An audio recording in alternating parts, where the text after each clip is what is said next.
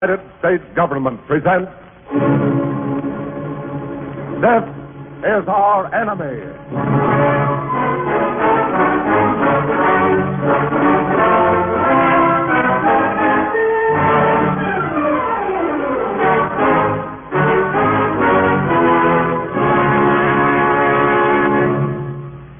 Tonight, a united nation goes forward with the determination to win this war and bring about a... But we cannot win our war or make our peace unless we understand the character of the enemy we are fighting. That is why your government is bringing these programs to you. Later, you will hear Wallace Jewell, well-known foreign correspondent. This is a program of truth. This is the truth about our enemy.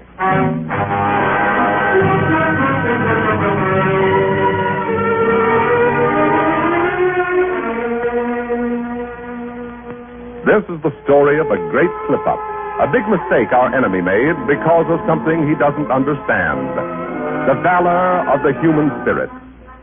Czechoslovakia had been taken at Munich without the firing of a shot, the waste of a single German soldier.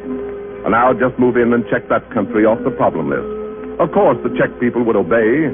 They were defeated. They were helpless.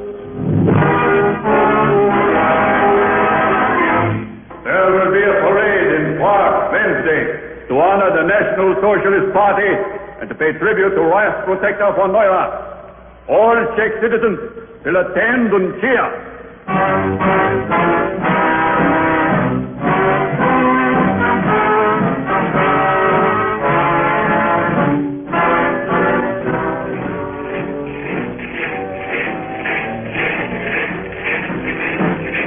You see? The Czechs came as ordered. They line the streets. Do not see him much. That won't show in the pictures. Konrad, you have your camera ready to catch Neurath as he passes by here? Ja, wir können. This balcony is the best spot. Yeah. You see there just below us all the little Czech children in their white dresses and best suits? Yeah, the flowers in their hands. Yeah, that was my idea. When Reichsprotector Neurath passes, they will throw the flowers at his feet. Make a fine newsreel shot. Clear evidence, friendly collaboration, exposing the myth of the democratic Tsar, German rape of Slovakia. Yeah, excellent. Get ready, Konrad. Ja, Herr Colonel. He's coming, right behind the bench there. That little boy in the front row was selected to give the signal to the other children. He should be ready now. I hope he does not forget. He seemed pleased to be chosen. These weak people flattered by our attention. There's Neurath. The fight doesn't He's raising his arm in a signal now. He's calling out. Here he comes. Turn your backs, everybody. Face the other way. Oh, yes. Yes. Now throw your flowers away from him.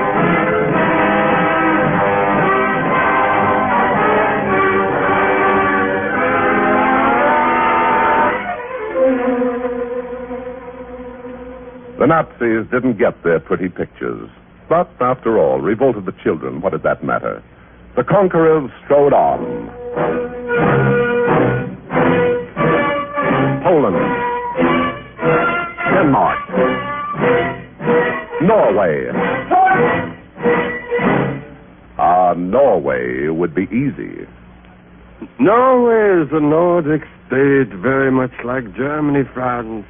It is easy to understand the people here and handle them. Yeah, not even language difficulty here. Most of them speak German, I understand. Yeah. Learn it in their schools. The required subject. But the Norwegians had thought of that, too. In whispered warnings, Turn your backs on the Germans. Do nothing to help them. If they ask you questions, shake your heads or stare. Their language has become one of blood and lust. We no longer understand it. Say only that to them in our own dear language. Jeg forstår ikke deres språk. I do not understand German. Make it a theme song of Norway's refusal to give in. You there, girl. Tell me, how do we go to reach the house Jeg of... forstår ikke deres språk. Oh, where is the... Jeg forstår ikke deres språk. What is the name of the Jeg place? forstår ikke deres språk. Jeg forstår ikke deres språk. Jeg forstår ikke deres språk. Jeg forstår ikke deres språk. Annoying? Yes. Provoking, inconvenient, insulting, but really of no consequence. Check off Norway. Taken. And move on.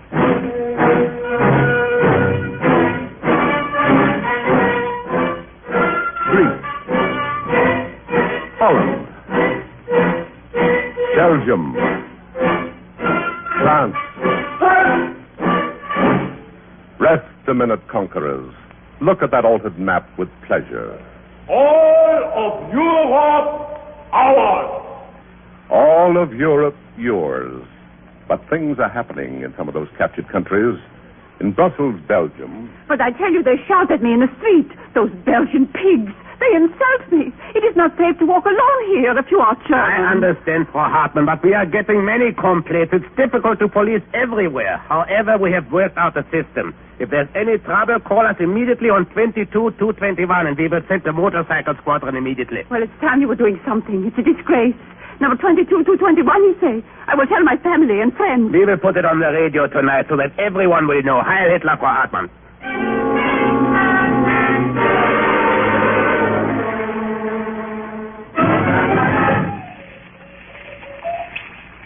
Any Germans in Brussels molested on the streets should immediately call number 22-221, and we will send officers. Under no circumstances shall any Belgian call that number. Did you hear that, Maria? So we worry them, the master race. Special police to protect the Germans from us. The unarmed, conquered people. Special number. Under no circumstances shall any Belgian call it. Under no circumstances. What is it, Henri? What are you thinking? So, no Belgian is to call that number. Wait till I get Jean and Baptiste. No. No, Henri, they could trace the calls. No. They couldn't trace them from public street boxes, Maria. 22-221. Yes? Yes, where? Montague Street and Avenue Louise? At once. Another complaint. The squad isn't back from the other jet. Yes? 22-221. That's right. What? Throwing stones and using clubs? Another? Everyone is out now on duty. So many calls. We'll send someone when we can, yes. Yeah? 22-221. Yeah?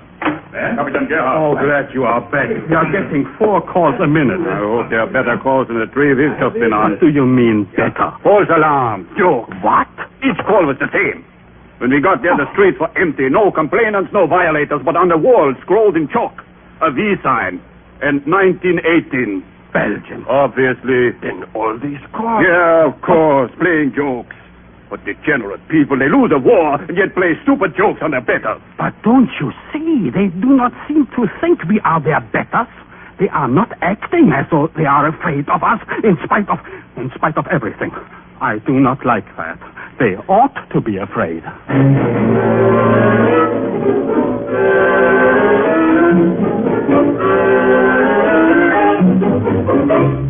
Perceptive, that Gestapo man. The people, the poor, helpless people, should have been afraid, but increasingly they were not. And that was the time the jokes began. And when once the people found that their conquerors were vulnerable, could be tricked, could be fooled, could be laughed at, the Superman myth died in a great hurry. Yes, they joked all over Europe. Gallows humor, the Czechs called it. From Norway comes the story of the Nazi soldiers who get drunk in a coastal village, commandeered a car, and drove wildly through the streets. Finally, they careened down a dark pier and into the sea, promptly sinking. The Gestapo hurried to the scene and questioned an old fisherwoman at the end of the pier. Did you see the car coming? Yes. Well, why didn't you stop it? Why should I? I thought they were on their way to England.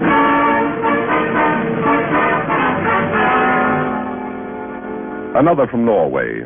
A Norwegian farmer who had 30 hens received a threatening letter from the Germans ordering him to deliver more eggs to the Wehrmacht. 14 days later, they got the following reply. Your letter of the first instant was put up in the hen house so that the hens could see it for themselves. When they, after 10 days, still had not resumed laying, I had them all shot for sabotage against the National Socialist Party. Yours faithfully.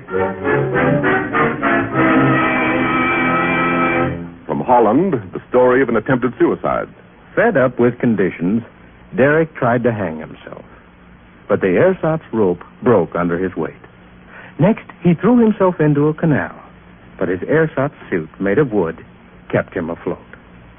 In disgust, he bought some poison. But that was ersatz, too, and had no effect.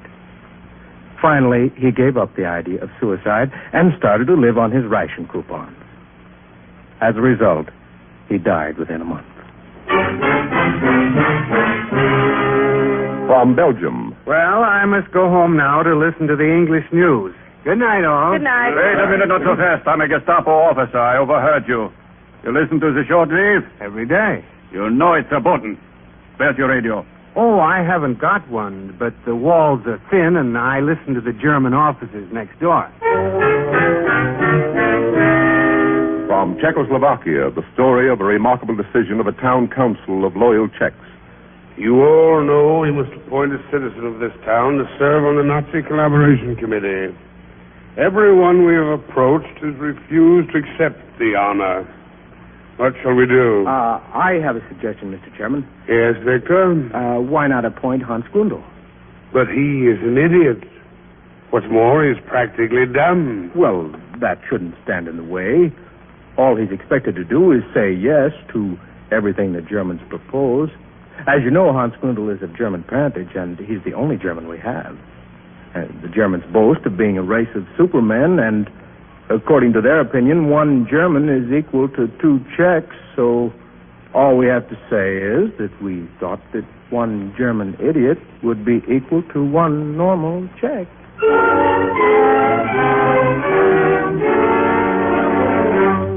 Yes, they joked and annoyed the enemy with pinpricks. A Dutch calendar printed all the American holidays in red and ignored the German.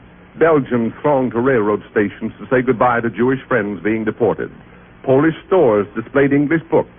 The Norwegians stayed away from churches where pro-Nazi ministers prayed. The Poles boycotted the movies because the money would go to the Germans. The Dutch cheered their quisling Musset so loudly no one could hear his speeches, and so it went. And then the jokes became more than jokes, the gestures more than gestures, the pinprick sharper. For instance, in Holland. See, Beatrix, what I've done. Look at the sign at the crossroads. Looks just like always. No, read it, Beatrix.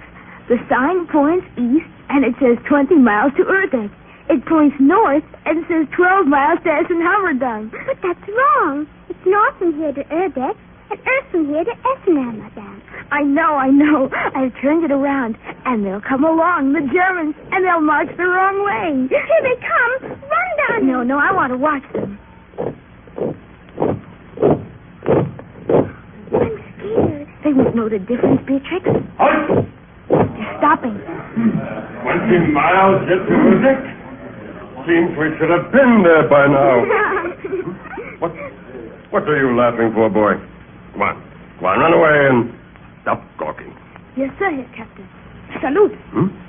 Oh, a smart little Dutchman, Well, you can stay and watch us as we go. It will be just like a parade for you, Yes, Captain. Thank you, Captain. It will. We take the road to the north. What? They're doing the goose step. They will be very tired walking 20 miles out of the way. And 20 miles back again. You're wonderful, Donnie. Still just pranks, you say? No. Listen to what followed. Your orders, Captain, were to arrive here at Urdek at 6 p.m. last night. You did not. But Colonel, Well, I explained that. you did not arrive on time. But I... At 7, the RAF came over. Your men were needed to man several anti-aircraft guns against them. Colonel, Your men were not here. The guns were not manned. The British scored 2 direct hits on the airfield oil tanks and got away scot-free in a twilight raid which we should have been able to stop. I got lost. Lost? Captain? Yes. On the way here, I was misdirected. Misled. By whom, Captain? A little Dutch boy and girl.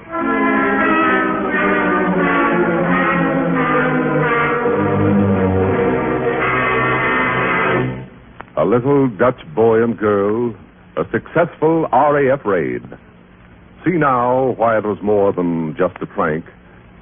In Poland, this happened. More ruined uniforms, eh? Yeah. You're a chemist, Hans.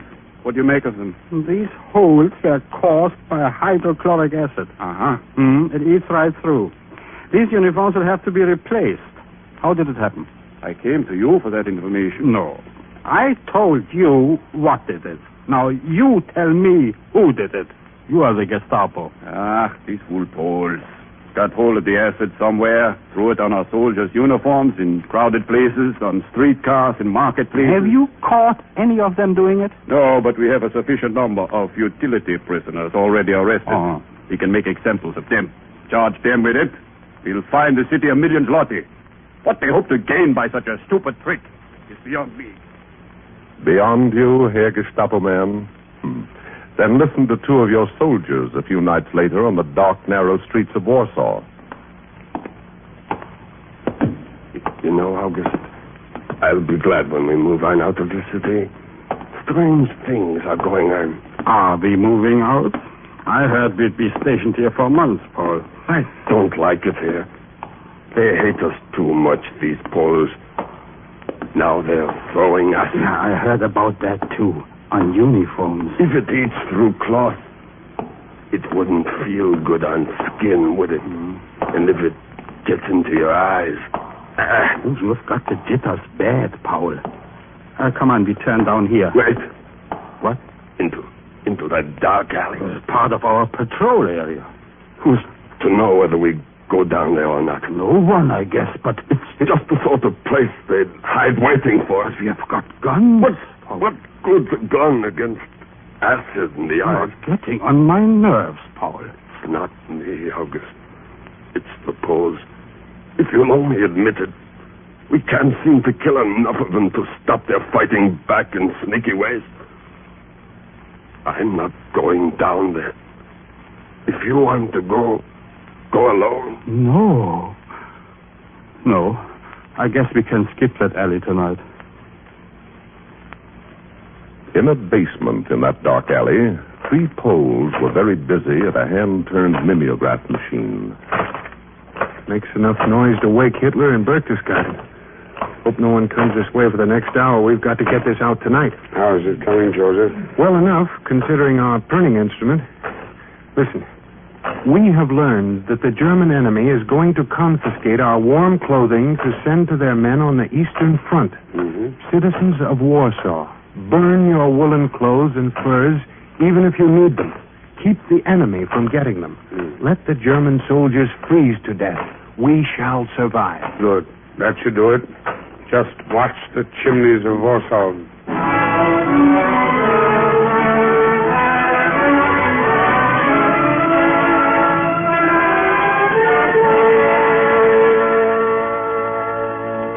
The chimneys of Warsaw. Yes, smoke poured from them in the next days, and the odor of burning fur and wool hung low over the city. The Nazis got little warmth from that fire. What did the Poles hope to gain with their little frightening stunts?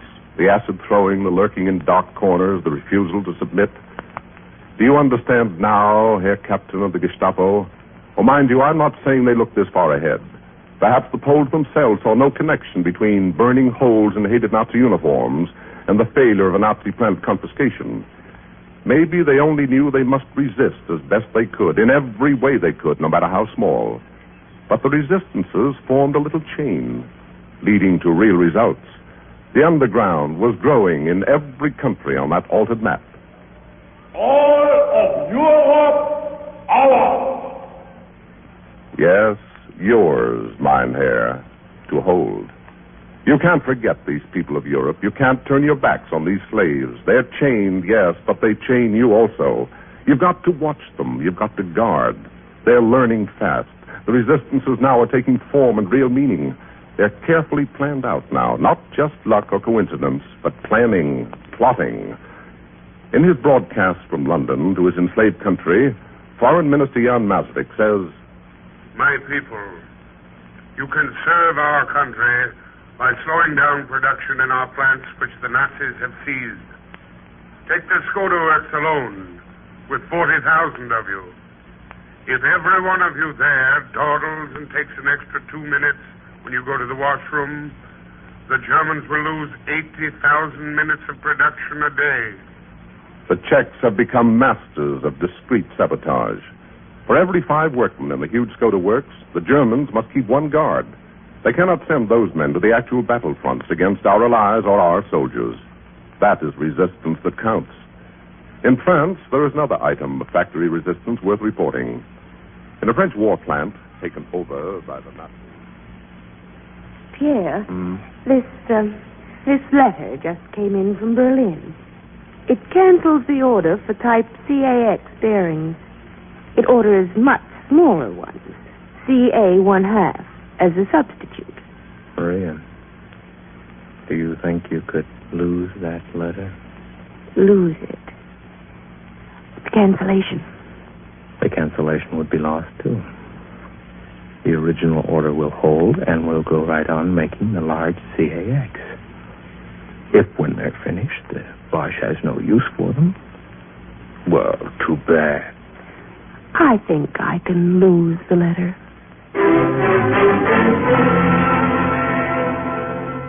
In a confiscated Dutch plant, the Dutch manager assured his men, If any of you feel very tired or afraid perhaps that you may grow ill, I shall be very glad for you to take time off from the factory, as long as you need.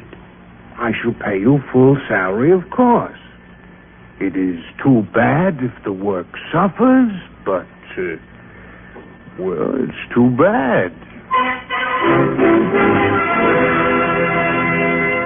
all of this campaign against the enemy, the victorious enemy, does not go on in factories and offices, of course. On a farm in Denmark, they resist. Not with pitchforks, no, with hypodermics. Inject a little of this serum in the cow's leg, you say, Doctor? Yes. I'm not being a good vet, I guess, to help kill cattle instead of cure. But I don't think any Danish cow would want to serve a German master. I know mine wouldn't. They've already requisitioned her. Doc, I think you might stop at Eric's farm and old Gustav's, too, on your way today. Give them this information. Trustworthy men? Good Danes. Yes, Doc. On these Danish farms, they also fight with the common, everyday plow. Plow shallowly so the land will bear poorly. They fight with oil and vinegar. Sprinkle it on the meat they force you to sell them. It will spoil it.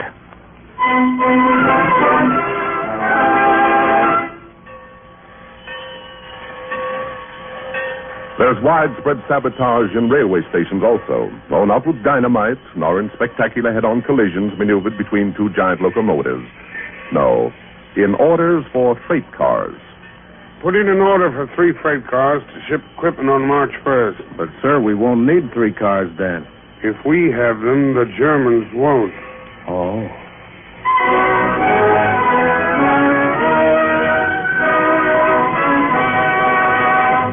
Do you see now how the resistance of the little man is beginning to take on shape and purpose? There's a pattern to it today. Across borders, cropping up here and there in this country and that, repeating itself.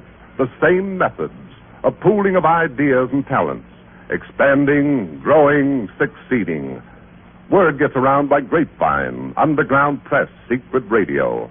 The Nazi bully without his blackjack or his gun is helpless. He naturally thought that would be true of other men. He was wrong. Deaf and blind, he still says today.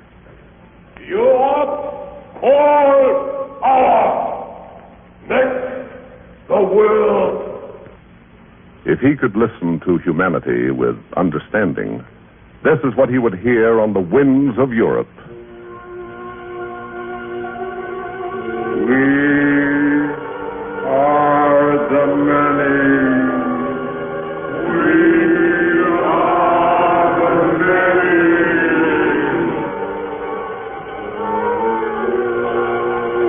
Even if he did hear, the Nazi warlord would probably still strike his posture of God-man and shout back, "You are little people. You can't work out your own destinies. I do that for you. Remember that. You will not dare to doubt. There must be no defiance, no dissatisfaction. You are little people, and you will submit." But they do doubt and do defy. Yes, we are little people, but we are the many. That is the coming nightmare for the dictators, the growing storm. We are the many. You, the few swaggering conquerors. There's no room in a decent world for you and your kind. We little people, thousands, millions of us, will join together and crowd you out of our world. And if the dictator in his nightmare can find the speaker in the crowd of speakers and mark him out for death, why then another voice will speak. I take up his word. And I...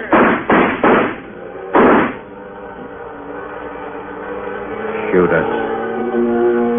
One by one. There are not enough of you to shoot us all. We are the many.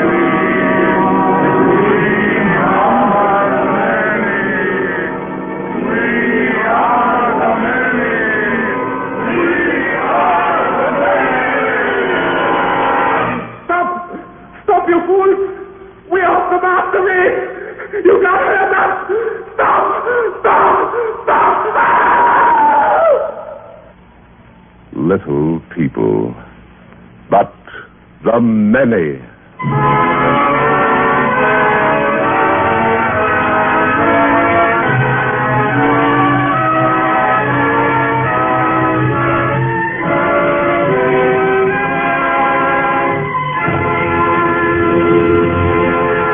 And now you will hear from Wallace Jewell, author of People Under Hitler, and correspondent for the Chicago Daily News in Germany for 6 important years of Hitler's rise to power. Mr. Jewell speaks to you from Washington.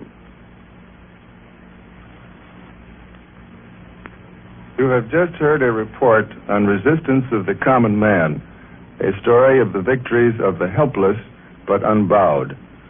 It's a true story. Even as I am speaking to you, reports are coming in of increased resistance throughout Europe. Alone, of course, it is not enough to win this war, but as an aid to those of us who have arms and can wage open war, it is an ally of great strength and unsurpassed valor. It is an important commentary on the German psychology that the Nazis did not anticipate such resistance. Drunk and blind with their mad theories of blood, race, and supermen, the Nazis despised the common man. To have such people resist is an insult and affront to them. To have that resistance effective enough in many cases to defeat their plans and alter their timetable of conquest is incredible and somehow frightening. It is not logical. It is not in their pattern of order and obey. It is outside their understanding, and so they made their great mistake of not anticipating it and their greater of not knowing how to handle it. I appeared first on this radio program on its opening night a year ago. In the years since then, 52 programs have been presented to you, each adding something to your knowledge of the enemy. And in that year, the resistance of which this anniversary program speaks has spread in a pattern rightly becoming a nightmare to the enemy.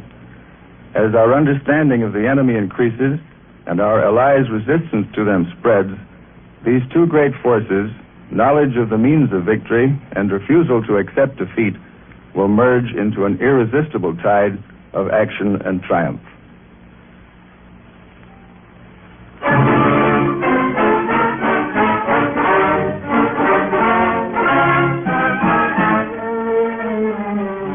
We wish to thank Wallace Jewell for his appearance tonight. Nathan Van Cleve composed the music and conducted the orchestra. The script was written by Dorothea J. Lewis. The entire production was under the direction of Frank Telford. The The following actors participated in tonight's broadcast: Frank Gallop, Agnes Young, Mitzi Gould, John Gibson, Roger de Koven, E.A. Krunschmidt, Jack Smart, Stefan Schnabel, Richard Sanders, Lawson Zerbe, Patsy O'Shea, and Ronnie Liss. This is Mutual.